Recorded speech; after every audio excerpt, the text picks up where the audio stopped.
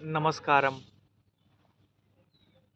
व्यवहारिक मुद्दों की श्रृंखला में आज हम बात करेंगे कि हमारे जीवन में जो कुछ भी होता है या हम जो कुछ भी करते हैं,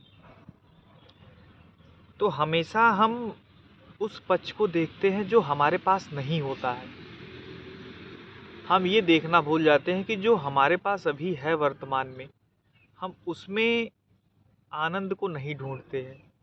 हमेशा जो चीज़ नहीं रहती है, उसके प्रति हमारी हमेशा एक सोच रहती है कि ये हमारे पास रहता, या हम इसके लिए बने हैं, मुझे ये करना चाहिए था, ये मेरे लिए बेहतर है।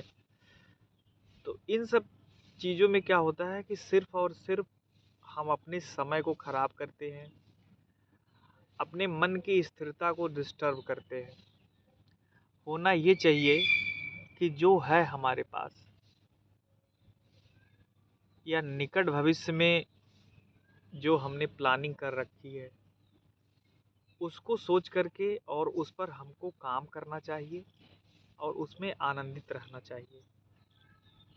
लेकिन मनुष्य की प्रवृत्ति ऐसी होती है कि जो चीज़ उसके पास नहीं है या दूसरे का देख करके उसको इस चीज़ का यही मनोभाव चलता रहता है कि ये मेरे लिए, अगर ये मुझे मिल जाती चीज़, या मुझे ये नौकरी मिल जाती, या मुझे ये गाड़ी मिल जाती, या मुझे इतना बड़ा घर मिल जाता, मैं यहाँ प्लॉट खरीद लेता। हर चीज़ जो ये सोच रहा है, इससे क्या हो रहा है कि वो मन ही मन दुखी हो रहा है। लेकिन वो ये नहीं सोच रहा है कि जो हमारे पास अभी वर्तमान में है, हम उसमें खुशी क्यों नहीं ढूंढते। तो अगर व्यवहारिक तरीके से देखा जाए, अगर प्रैक्टिकली सोचा जाए, तो हमारे पास जो अभी है, हमें उसमें खुश ढूंढने की ज़रूरत है। लेकिन सोच इतनी ज़्यादा दूर की हो जाती है और काम उस हिसाब से हम करते नहीं। तो हमें अपनी कैपेबिलिटी को पहचानना होगा, फिर उस हिसाब से आदमी सोचे तो चीज़ें हो जाती हैं। हम जीवन में वैज्ञानिकों की तरह सोचने लगते हैं। देखिए, वैज्ञानिक साइंटिस्ट जो होते हैं, वो अपने लिए थोड़ी ना जीते हैं, वो समाज के लिए जीते हैं। वो इस अपने देश को कुछ देना चाहते हैं, कितना त्याग करते हैं, तब जा कर के कोई खोज होती है, तब उनका नाम होता है। लेकिन हम अपने जीवन में साइंटिस्ट बनने लगते हैं, हमेशा ऐसी ऐसी हाइपोथेसिस करते हैं कि अरे ये चीज़ रहती तो कितना अच्छा होता। वो साइंटिस्टों का काम है कि मैं क्या सोचूं, मैं किसी के जीन में कैसे चेंजेज लाऊं कि जिससे ये बीमारी चली जाए, मैं चंद्रमा पर कौन सा मिशन भेजूं। तो वो अपना घर परिवार छोड़ करके देश के लिए सोच रहे हैं। लेकिन आप साइंटिस्ट क्यों बन रहे हैं? आप अपने जीवन में एक्सपेरिमेंट कर रहे हैं, और यही एक्सपेरिमेंट आपको दुख देता है। तो मैं बस व्यवहारिक बात इसलिए करता हूँ क्योंकि जो प्रैक्टिकल बात होती है, उससे हमारी जो मानसिक स्थिति होती है, उसमें एक सुधार होता है। हम जैसा सोचते हैं, हमारे सोचने के तरीके में परिवर्तन आता है और हम आनंद की तरफ बढ़ते हैं। हम चीज़ों को प्रैक्टिकली ना सोच करके हमेशा उसकी कल्पना में डूबे रहते हैं कि ऐसा हो जाता, काश मेरे पास ये होता, काश मुझे ये नौकरी मिल जाती, काश मैं यहाँ चला जाता, मैं काश वहाँ घूम आता।